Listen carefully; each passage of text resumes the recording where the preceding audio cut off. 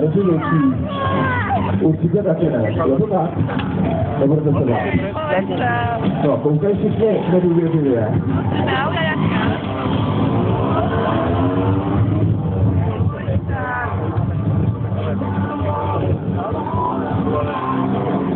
Tak, já vás vítám právě tady venku, dobrý den. A abyste to tady pořádně roztočili, tak já zaburácím stroj, který je přímo pod tím oranžovým stanem. A to je pistolka, která dělá pořádně rambaj. A já potřebuju publikum, které tady bude trošku slyšet.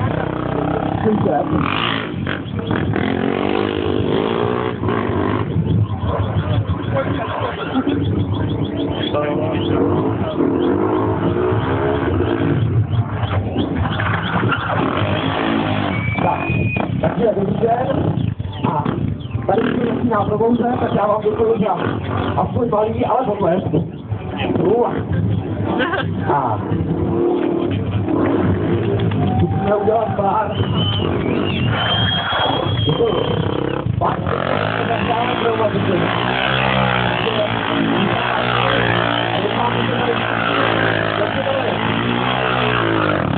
A pán tak,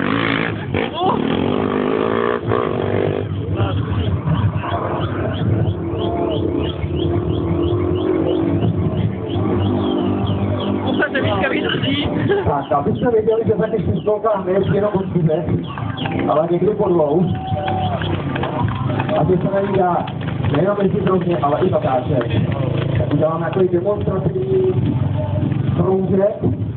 A kdo samozřejmě po exibici bude chtít se mnou provádět tyto vrcholnosti, tak jsem plně k dispozici.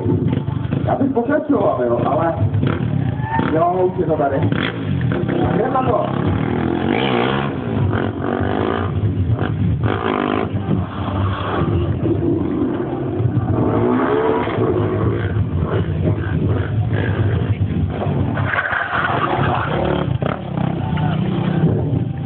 Spustíme jízdu po dvou a vždycky po jednou. Takže ještě jednou. To je slabší pokus o jízdu po jednom kole. Tak. Ještě jednou vám musím opravdu hodně poděkovat.